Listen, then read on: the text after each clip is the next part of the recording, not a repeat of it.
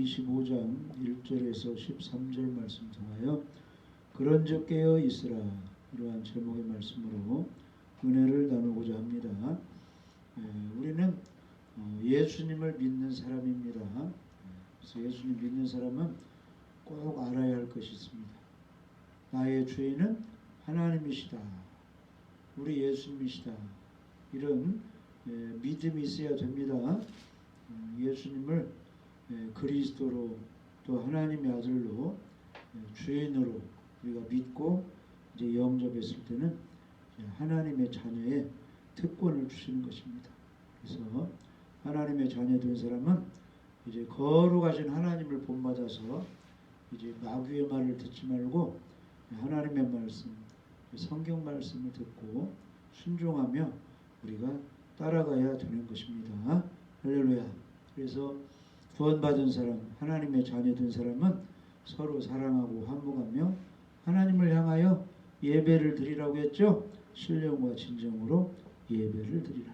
이런 사람을 우리 하나님이 찾으신다고 하였습니다.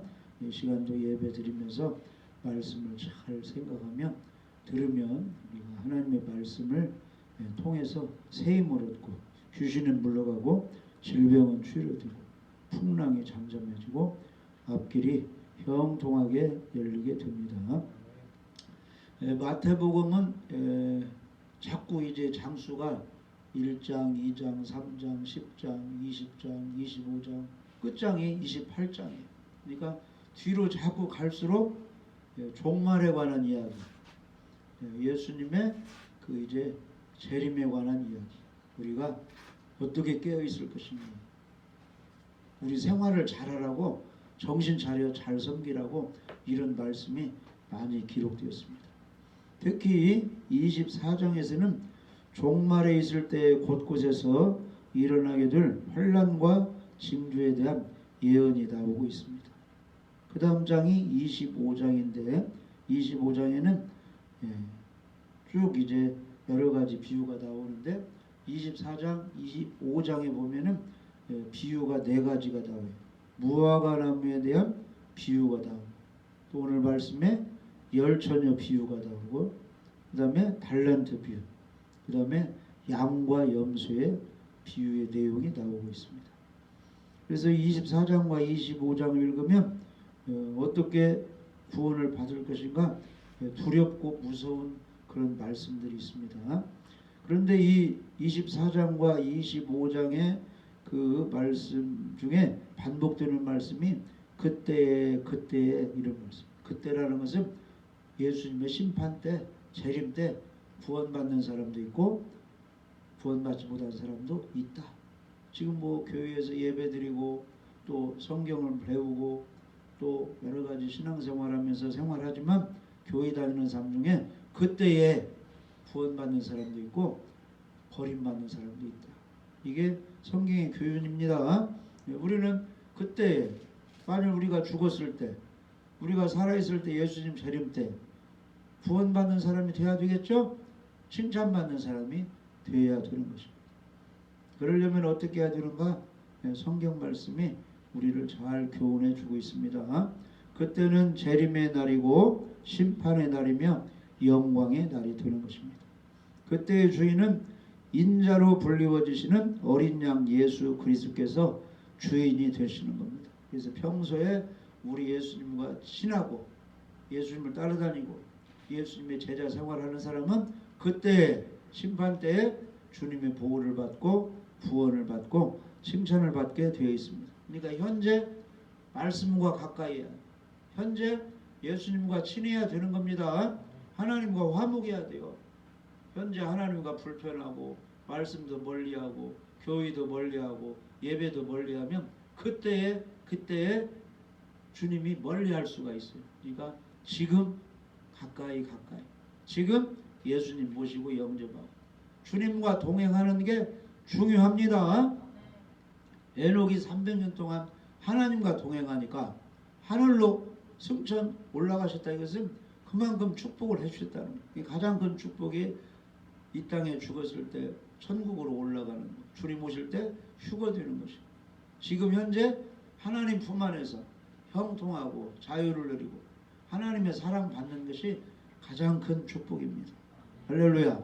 그러려면 자녀들이 평소 부모님의 사랑을 받아야 되고, 학생들은 선생님의 사랑을 받아야 되고, 성도들은 목회자의 사랑을 받아야 그 사람이 신앙생활을 잘하고 있는 거예요.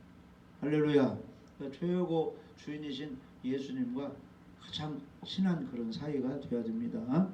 그때 땅의 모든 족속들이 인자가 구름을 타고 능력과 큰 영광으로 오는 것을 보리라.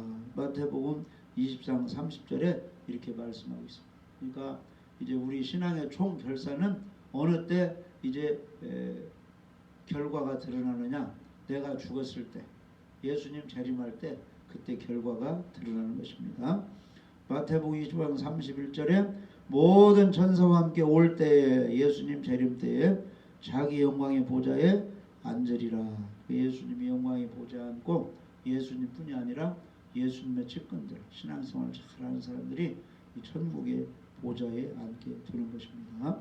그래서 요한계시록 4장에 보면은 거기 이제 가장 큰 중앙에 그 이제 황홀호곡 무지개 그 빛으로 쫙 둘러싸인 하나님 아버지가 거기 다 계시고, 예수님이 계시고 성령이 계시고 24 보좌가 있는데, 거기에 신구약 시대에 가장 하나님을 잘 섬기고 하나님 말씀에 순종한 경외한 사람들이 24명이 거기 보좌에 다 앉아. 최고 높은 자리입니다. 천사들도 있지만 이 천사장이 있어요. 천사장. 사자 같은, 응? 그 다음에 송아지 같은, 사람 같은, 독수리 같은 그 네 생물 천사장들이 있어요. 우리는 이왕 신앙생활 하려면 하나님의 그 이제 그 사랑과 칭찬을 받는 그 이제 하나님의 그 귀한 그 은혜 속에 사는 그런 이제 신앙의 질이 높은 그런 쪽의 신앙생활을 우리가 해야 됩니다. 아멘. 예수님의 측근이 되어야 되는 것입니다. 그래서 예수님이 이제 영광의 보좌에 앉을 때 영생에 들어갈 자와 영벌에 들어갈 자를 양과 염소로 구분하여서 각각 구분하여 오른쪽과 왼쪽에 서게 하시고 주님이 심판하신다는 것입니다. 왼쪽에 선 사람은 멸망으로, 오른쪽에 선 사람은 천국으로, 상 받는 쪽으로 있는 것입니다. 그래서 주님 이제 오실 날이 가까웠는데 우리가 그때 주님의 칭찬을 받고 상을 받으려면은 우리가 신앙생활을 성경적으로 잘 해야 됩니다. 자, 1절 한번 읽어보세요. 마태복음 25장 1절. 그때 천국은 마치 등을 들고 신랑을 맞으러 나간 열처녀와 같아 하리니. 아멘. 자, 어김없이 또 그때가 나와 있죠. 그래서 마가복음 13장에 보면은 그날과 그때는 아무도 모르나니 하늘에 있는 천사들도 아들도 모르고 아버지만 아시느니라. 주의하라, 깨어있으라. 그때가 언제인지 알지 못합니다. 예수님이 언제 올지 모르니까 지금 준비하고 깨어있으라는 것입니다. 예수님도 때를 모르시고 오직 아버지 하나님만 아신다고 했습니다. 그때는 예수님의 재림때. 때가 언제인지 모르기 때문에 주의하고 깨어있으라고 그렇게 말씀했습니다. 그렇지만 때가 언제인지 모른다는 것 자체가 긴장감이 많이 풀어지고 마음이 느슨해지는 경우가 많아요. 언제 오신다고 했는데 많은 사람이 뭐 2000년대에 오신다고 했는데 2022년대도 아직 안 오신다 해가지고 더 긴장이 느슨해지고 재림이 없을 수도 있다 해가지고 그냥 천국과 지옥이 어디에 사가고 신앙이 나태해지는 사람이 많이 있다는 겁니다. 그러니까 우리 하나님은 말씀하셨잖아요. 먼저 든 자가 나중되고 나중된 자가 먼저 들 자가 많다 그랬어요. 처음에 막 뜨겁게 기도하고 예배 잘하고 충성 봉사하다가 10년, 20년, 30년 지나가니까 아유 신앙생활에도 뭐 별것도 없네 해가지고 교회도 안 다니고 예배도 안 드리고 성경도 안 읽고 하는 사람이 많아졌는 거예요. 근데 나중에 정신 차려서 교회에 나오고 이렇게 예배 드리고 하나님 만난 사람이 늦게 시작했지만은 예수님 재림 때는 그 사람들이 더 열성을 가지고 신앙생활 잘해서 하나님의 상 받는 사람이 많이 있다는 겁니다. 우리는 어느 쪽에서 해야 돼요?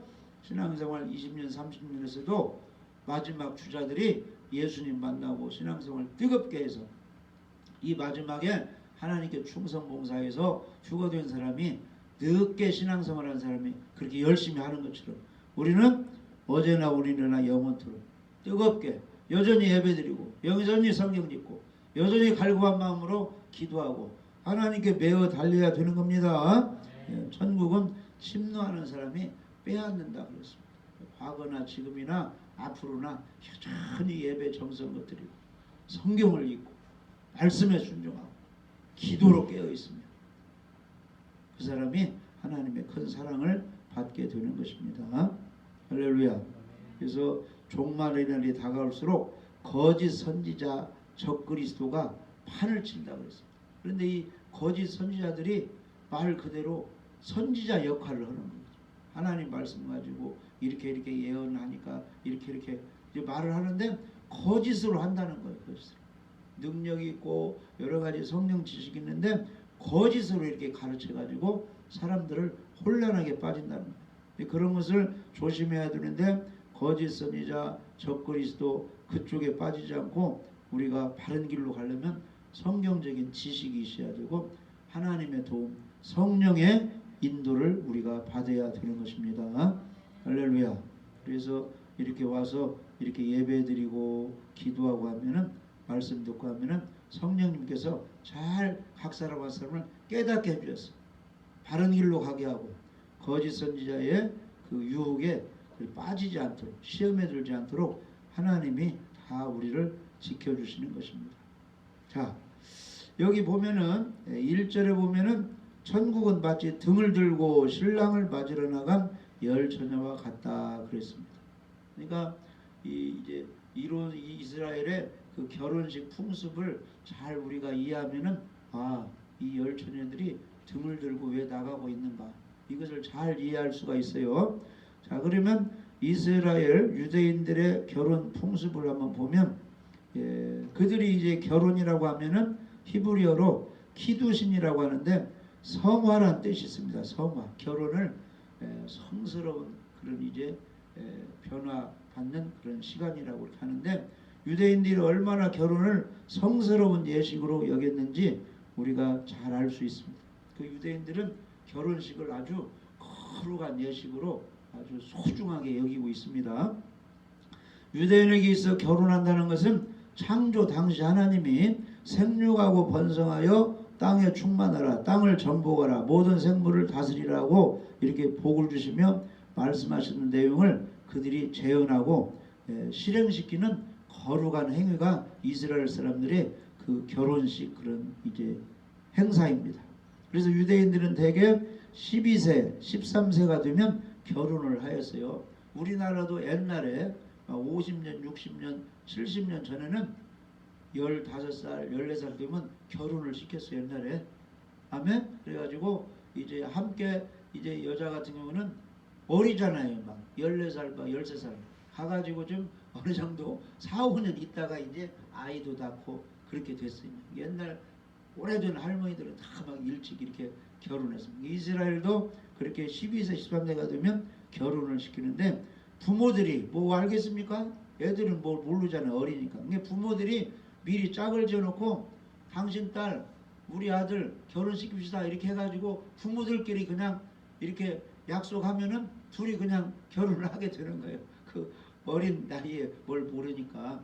그러니까 결혼식을 올리기 전에는 정혼식, 약혼식이 먼저 진행되는데 남자가 정혼할 여자의 집에 찾아가서 미리 준비한 상당한 금액의 지참금을 신부의 아버지에게 줍니다. 이게 누가 주겠어요? 남자의 아버지가 데리고 가서 신부의 아버지에게 주는 거예요. 이제 어른들끼리. 그래서 야곱은 두 아내를 얻기 위해서 무려 14년의 노동을 했습니다. 한 아내 얻기 위해서 7년, 또 아내 얻기 위해서 7년에서 14년의 노동을 결혼하는 그런 대가로 이렇게 노동을 했어요. 이 역시 집참금, 결혼에 대한 값을 지불하기 위함이었습니다. 돈을 주고 받는 순간 결혼의 계약이 성립이 되고 예비 신랑 이외에는 어느 누구도 신부에 대한 권리를 주장할 수 없게 되었습니다. 그래서 결혼식 이제 결혼 계약이 성립된 후 남자가 여자에게서 여자에게 포도주 한 잔을 이렇게 따라 줘요. 그 약혼식을 할 때. 그러면 신부가 그 포도주를 마시는 순간 결혼의 모든 승낙 절차가 완성이 되는 것입니다. 이제 신랑은 이제 자기 아버지와 함께 집으로 돌아갔다가 신부를 데리러 다시 오겠다고 하고 이제 자기 집으로 돌아가요. 그래서 신랑은 자기 집에 있고 신부는 자기 집에 있는데 결혼의 약속은 돼 있는 거예요. 저 아버지 아들 저 아들과 이쪽 아버지 딸과 이제 약혼 관계다 해가지고 다른 사람한테 갈 수가 없는 겁니다. 그러니까 이제 신랑은 집으로 가기 전에 다시 돌아오겠다는 약속의 의미로 어떤 증표를 신부에게 주게 됩니다. 그러면 신랑이 집으로 갔다가 다시 돌아오게 되는 기간을 정원 기간이라고 이렇게 부르며, 마치 요셉과 마리아도 정원 기간 중에 있었어요. 그런데 성령으로 아기가 이렇게 잉태돼 가지고 요셉이 그걸 몰았을 때는, 아니 지금 나오고 결혼하기로 약혼했는데 배가 불러오니까 동네 또 누구 남자를 만났는가 해서 파혼을 하려고 했는데 꿈에 누가 나타났어요? 천사가 나타나가지고 마리아에게 잉태된 것은 잘못한 게 아니고 성령으로 잉태되는데 하나님의 아들을 잉태했다. 마리아 데려오기를 주저하지 말라 해가지고 요셉이 잘 기다렸다가 나중에 이제 결혼식을 하게 된 겁니다. 할렐루야. 그래서 이제 약혼 정혼 기간 중에는 신랑과 신부는 거의 만날 수는 없고, 신랑은 가정을 꾸릴 준비를 열심히 하고 신부는 증포를 보면서 누구를 기다려요? 자기를 데려갈 신랑을 기다리고 있습니다. 그래서 정혼은 결혼과 같은 효력이 즉시 발생하여 정신적으로는 이미 하나가 되었지만 함께 살지는 않기 때문에 몸을 신부가 정결하게 하여 음란과 간음에 빠지지 않게 이 몸을 잘 관리해야 되는 것입니다. 그래서 신랑이 신부를 다시 데리러 가는 시간을 정하는 것은 철저하게 신랑의 아버지가 정하는 거예요. 때가 되면 신랑의 아버지가 야 가서 이제 신부 데려와라 이렇게 하는 겁니다. 그래서 신랑도 신부도 그날이 언제인지 모르고 기다리고 있어요. 신부는 그때가 언제인지 묻지 않고 무작정 기다리게 됩니다. 다만 반드시 정혼한 신랑이 자신을 데리러 올 것이라는 약속을 굳게 믿고 그때가 언제일지라도 신랑을 맞이할 몸과 마음의 준비를 하는 것입니다. 이게 바로 이스라엘 사람들의 결혼 그런 이제 풍습이에요. 그런 예로 지금 십자가에 죽으셨다가 부활해서 40일 동안 사셨다가 구원 문제를 해결하시고 하늘로 올라가셨죠? 제자들에게 만민에게 이 복음을 전파해서 구원받게 하라고 예수님이 하늘로 올라가셨어요. 그리고 하늘로 올라가시면서 다시 와서 너희를 데려가겠다고 약속했잖아요. 내가 하늘로 올라가면 너희들이 거할 처소를 예비하는데 처소가 예배되면 다시 와서 너희를 내게로 영접할 것이다. 데려온다고 예수님이 말씀하셨죠? 그러니까 우리가 지금 기다리고 있는 거예요. 그러니까 우리가 지금 눈으로는 안 보이는데 누구와 약속을 한 거예요. 예수님과 나와 내가 예수님을 믿을 테니까 하나님 자녀 되게 해주세요. 나를 구원하여 주세요. 이런 약속이 있죠? 예수님 신랑이고 우리는 신부고 우리는 몸이고 예수님 머리입니다. 이런 약속 관계가 우리에게 맺어진 거예요. 그러니까 예수님 오실 때까지 내가 예수님 만나러 천국 갈 때까지 우리의 몸과 마음을 느슨하게 하고 범죄하고 있어야 돼요. 정결하게 유지를 하게 돼요. 정결하게 유지를 해서 예수님 만날 준비를 하고 우리 신부 교회가 기다리고 있어야 된다는 겁니다. 그게 바로 지금 신앙생활 그런 자세로 하고 있는 것입니다. 그런데 마태복음 25장에 주님을 정말로 맞이하기 위해서 준비 잘한 사람도 있지만은 미련한 다섯 처녀처럼 대충 준비해서 주님을 맞이하지 못하는 사람도 있다고 교훈해 주고 있는 거예요. 너희들 교회 다니는 사람들이요 정신 차리고 똑바로 지혜로운 다섯 처녀처럼 정말로 예수님 만나야 된다. 깨어 있어야 된다. 그걸 우리에게 교훈해 주고 있습니다. 신랑은 어느 때에도 올 수가 있어가지고 종종 늦은 밤에 그렇게 오기도 한대요. 이스라엘 사람들 결혼할 때 밤에 이제 신랑이 이제 신부 데리러 이제 거기는 저녁에 결혼식을 한다고 하잖아요. 우리나라도 지금 오전에도 하고 오후에도 하고 그 다음에 저녁에도 합니다. 지금 결혼식장 그렇게 보면 풍습이 사람들이 낮에 바쁘니까 이제 저녁에 와서 저녁밥도 먹고 이제 예식이 이렇게 함께 참석.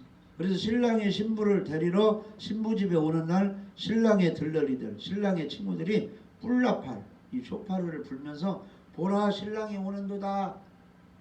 신랑 측에서 오면서 그러면 신부 측에서 들러리들이 이제 밤에 오니까 등을 들고 이제 준비를 하는 이제 그런 그 풍습의 그 신뢰를 지금 마태복음 25장에 들고 있는 것입니다. 그래서 너희를 맞으러 나오라 신랑이다 빨리 이제 신부 데리고 나오라 이렇게 소리를 칠 때 신부를 데려오면 신랑 집에서 결혼식을 하게 되는데 7일 동안 이어지는 결혼 이제 축하 행사 거기에 이제 참여하기 위해서 초청받은 사람들이 지금 많이 거기에 참여한다. 그러니까 마태복음 22장에 보면은 왕의 아들이 혼인을 하게 됐죠. 혼인잔치 하게 됐어요. 손님 많이 이렇게 와 있는데 그 왕의 아들의 아버지가 이 지금 우리 아들 혼인잔치에 누구누구 와 있는가 쫙 둘러보러 이렇게 왔는데 한 사람이 그 혼인잔치 거기 가면은 그 가운을 주는 거예요. 그 예식에 참여하라고. 근데 한 사람이 예복을 안 입고 앉아 있는 거니까 다른 사람 다 입었는데 왜 안 입고 있으면 하니까 입어야 하는 줄을 몰라? 말은 있는데 유구무원 아무 말을 못해. 왜 당신은 다른 사람 다 입고 있는데 안 입고 있어요? 이게 무엇을 입고 있어야지 지금 여기 와 있으면 뭘 입어야지 아무것도 모르고 있다는 거예요. 그러니까 교회 다니는 사람들 왜 교회 다니는가? 교회 다니고 지금 이 땅에 떠나면 어디로 가는가 모르고 그냥 교회 열심히 다니는 사람 많이 있어요. 왜 예수를 믿어야 되는가? 보혈의 피로 우리가 어떻게 되는가? 예수님 믿으면 무슨 혜택 보는가 모르고 그냥 불교 다니는 것처럼 일반 종교 다니는 것처럼 교회 열심히 다니는 사람이 있는데 그런 사람은 왜 너 지금 그리스도의 피를 지금 안 믿고 있느냐 하면 왜 피를 믿어야 되는가? 피가 뭔 일을 하는가? 모르는 사람이 많이 있다는 거예요. 그러니까 질문해보면 말이에요. 질문해보면 하나님이 어떤 분입니까? 예수님 왜 죽으셨습니까? 천국은 어떻게 갑니까? 물어보면 아는 사람은 대답하고 모르는 사람은 유구무원 찬양도 하고 기도도 하는데 대답을 못한다는 거예요. 그런 사람은 가짜가 되는 것입니다. 아멘. 우리가 질문하면 답을 말해줄 수 있어야 돼요. 누가 질문하면 답을 말해줄 수 있어야 돼요. 다른 건 몰라도 이 구원에 대해서는 베드로전서 3장 15절 너희 마음에 그리스도를 주로 삼아 거룩하게 하고 예수님을 믿고 영접하면 죄인이 거룩한 사람으로 변합니다. 너희 속에 소망에 관한 이유를 묻는 자에게 우리의 소망은 뭐예요? 천국 가서 상 받는 것이죠. 예수님 재림 때 휴거 되는 겁니다. 이게 소망이잖아요.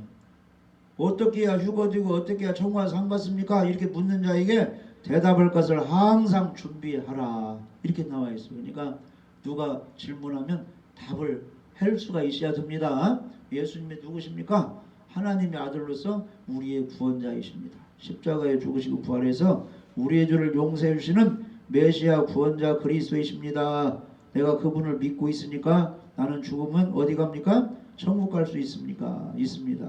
예수님의 피로 내 죄가 다 용서됐기 때문에 지옥 가지 않고 천국 가게 됩니다. 이렇게 답을 말해줄 수 있어야 돼요. 그래서 빌립보 감옥의 간수처럼 내가 어떻게 해야 구원받을 수 있습니까? 하니까 사도행전 10장 31절에 따라서 봐요. 주 예수를 믿으라. 그리하면 너와 내 집이 구원을 받으리라. 이렇게 바울이 가르치고 있죠. 우리도 그렇게 알려주면 됩니다. 자, 2절에서 5절 봅니다. 그 중에 5은 미련하고 5은 슬기 있는 자라. 미련한 자들은 등을 가지되 기름을 가지지 아니하고 슬기 있는 자들은 그릇에 기름을 담아 등과 함께 가져갔더니 신랑이 더디움으로 다 졸며 잘세. 이렇게 기록이 되어 있죠. 그러니까 10처녀 중에 5은 미련하고 5은 슬기 있는 자라고 했는데 미련하고 슬기 있는 차이는 등과 기름을 다 준비했느냐 아니면 등만 준비했느냐 이런 차이가 미련하냐 슬기하냐 이런 차이가 나는 것입니다. 자 5절에 보면 신랑이 더디움으로 다 졸았다고 이렇게 되어 있습니다. 그러니까 기름 등불 준비한 슬기로운 처녀가 됐든 등만 있는 미련한 처녀가 됐든 열심히 교회 생활하다가도 예수님 재림 때가 되면 느슨해질 수가 있다는 것입니다. 그런데 마음에 성령이 있는 사람이 있고 성령이 없는 사람은 예수님 오실 때 큰 차이가 난다는 거예요. 아멘? 그러니까 이 예배 드릴 때 믿음이 좋은 사람도 뭐 간밤에 무슨 일 때문에 뭐 이렇게 힘들어 가지고 졸 수는 있어요. 근데 그 속에 기름 등불이 있느냐 등만 있느냐 이 큰 차이는 구원이냐 지옥이냐 판가름이 난다는 거. 잠깐 졸 수는 있지만은 그러니까 우리 속에 예수님의 생명이 있느냐 성령이 있느냐 없느냐는 큰 차이가 나요. 지금 완벽하게 슬기로운 다섯천처럼 준비가 우리에게 되어야 된다는 것입니다. 아멘.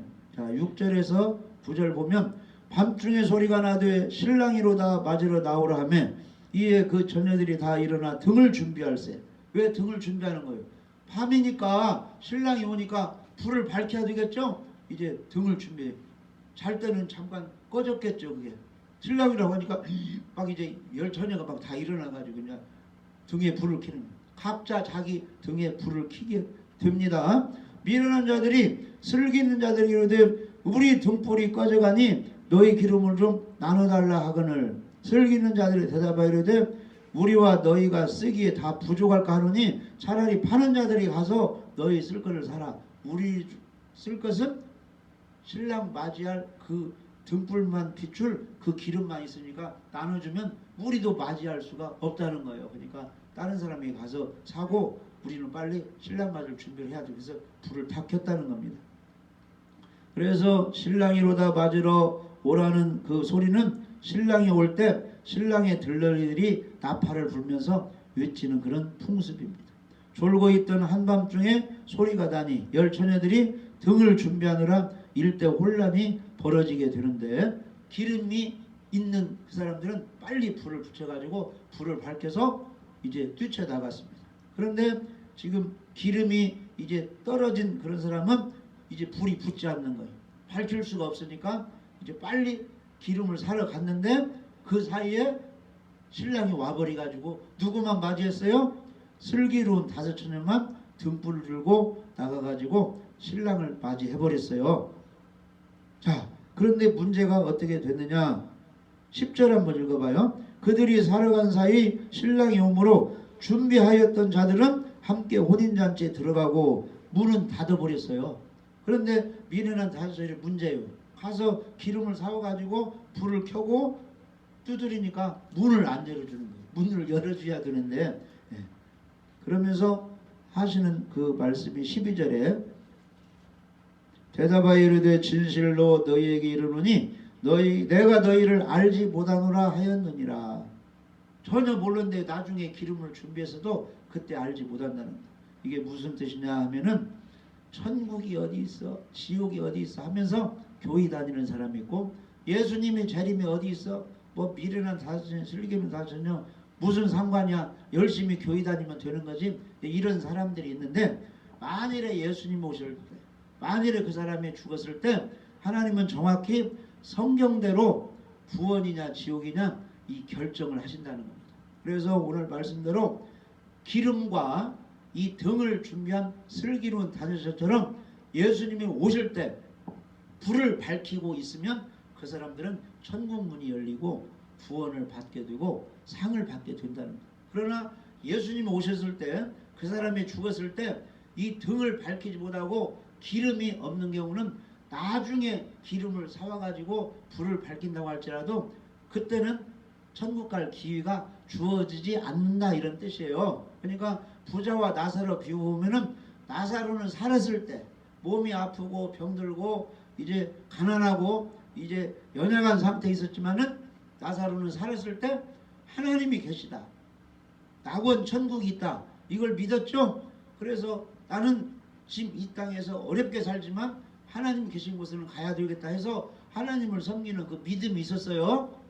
근데 부자는 그 믿음이 없었어요. 부자는 언제 깨달았어요? 죽은 후에 음부에 가서 낙원이 있네, 천국이 있네, 하나님이 계시네. 그때 다 깨달았어요. 그러면 그때 회개한다고 구원이 됩니까? 때가 이미 늦어버렸다는 겁니다. 그러니까 예수님이 언제 오실지 우리는 모르죠. 지금 아무도 모르잖아요. 그러니까 내일 올지 모레 올지 뭐 앞으로 10년 후에 올지 우리는 모르잖아요. 그러니까 만일에 내일 온다면은 지금 준비하고 있어야 되겠죠.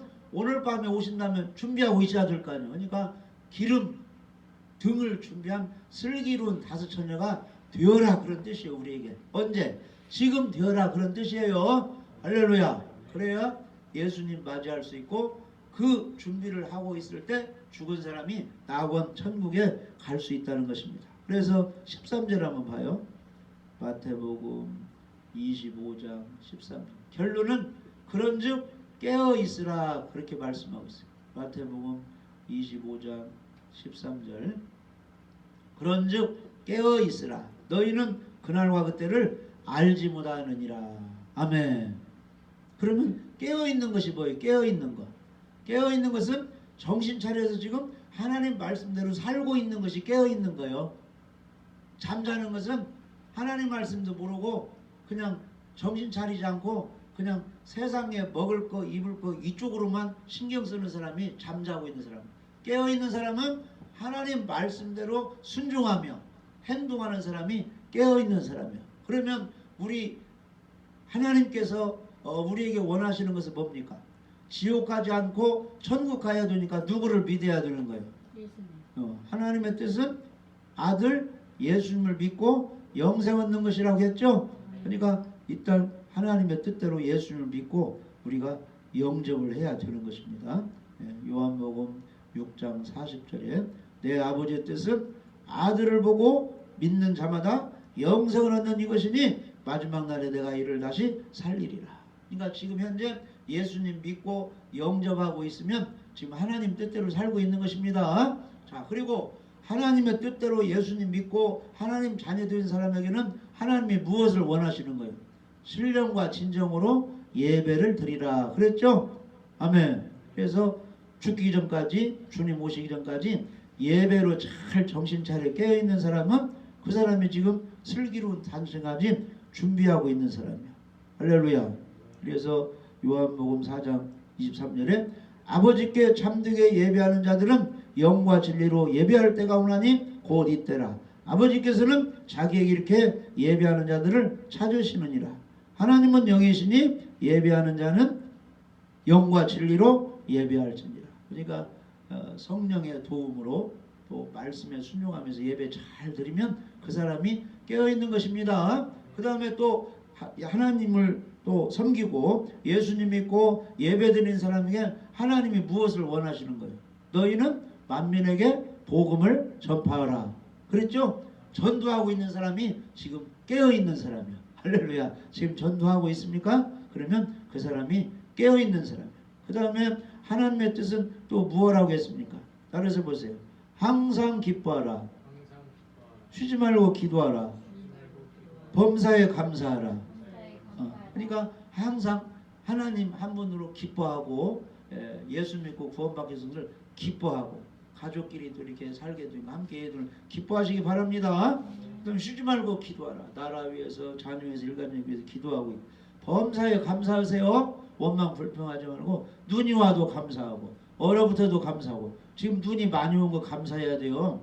지금 그 광주 그쪽에 다 그 저수지 다 말라 있어요 지금. 그래가지고 시간제로 물을 공급해주고 있어요. 그러니까 지금 이 눈이 녹으면 다 물이에요 물. 감사하시기 바랍니다. 가을에 많이 눈이 비가 안 왔어요. 그러니까 겨울에라도 많이 와야 이게 참 저수지를 다 물에 채워서 다 물 걱정하지 않고 나중에 이제 저수지 물이 차면 또 농사질 타고 감사하시기 바랍니다. 폭설을 내려준 거 감사해야 돼. 이게 다 물이에요. 지금 엄청나게 가물고 있어요.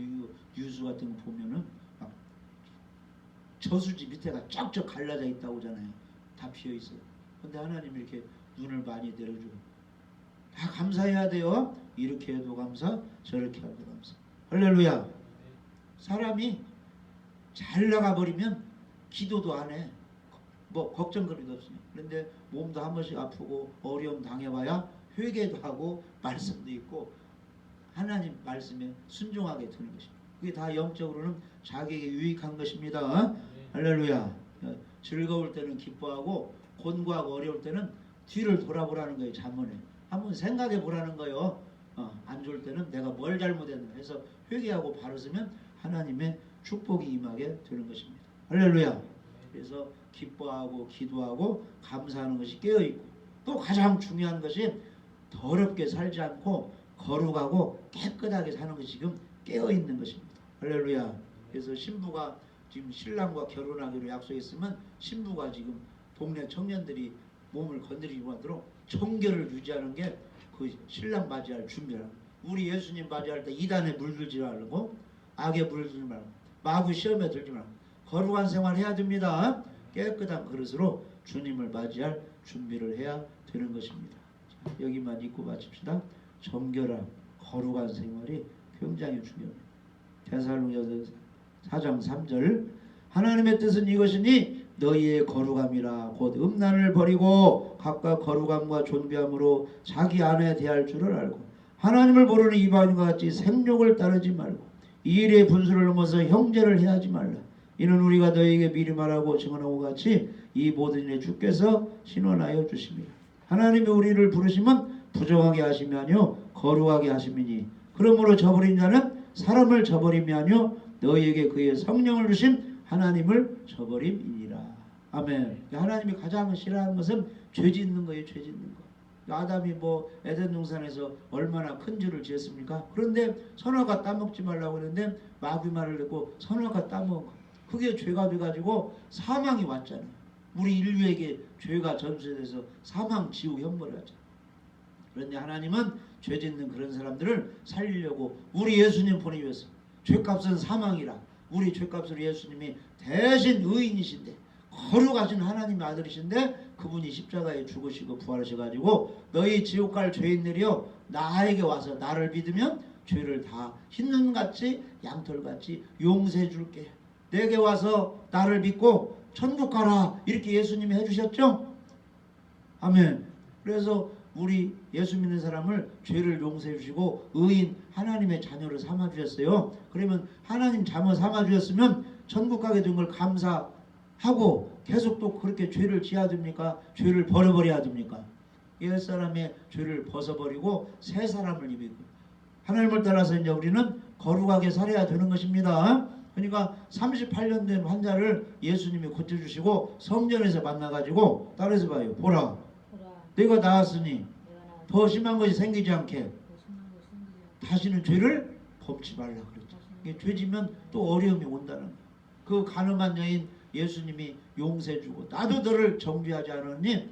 가서 다시는 그런 음행죄 그런 걸 짓지 말고 깨끗하게 살아라. 이렇게 말씀해 주었습니다. 그러니까 우리가 깨어있어가지고 이제 천국 갈 준비, 예수님 맞을 준비를 해야 되는데 어떻게 해야 되느냐? 잘못 믿는 사람은 예수님을 정확히 믿고 예수를 믿고 영접해서 하나님 자녀들은 권세를 받아야 되고, 예수 믿는 사람은 예배를 잘 드려야 되고, 예수 믿는 사람은 하나님이 원하신 대로 기뻐하면서 기도하면서 범사에 감사하고 우리 몸을 정결하게 깨끗하게 해서 죄를 버리고 우리가 죄를 다스리고 정결하게 살 때 그게 바로 깨어있는 사람이 되어서 주님 오실 때 슬기로운 그런 다섯처녀처럼 이 등불을 잘 준비해가지고 주님을 맞이하게 되는 것입니다. 우리 모두 슬기로운 다섯처녀처럼 성령의 은혜로 진실한 믿음을 가지고 하나님의 자녀가 되어서 불을 밝혀서 예배의 불, 전도의 불, 성결한 그런 삶을 살아서 주님께 기쁨을 그렇게 드리고 주님 오실 때 다 구원받고 상 받는 우리 모두가 되시기를 주님의 이름으로 축복합니다.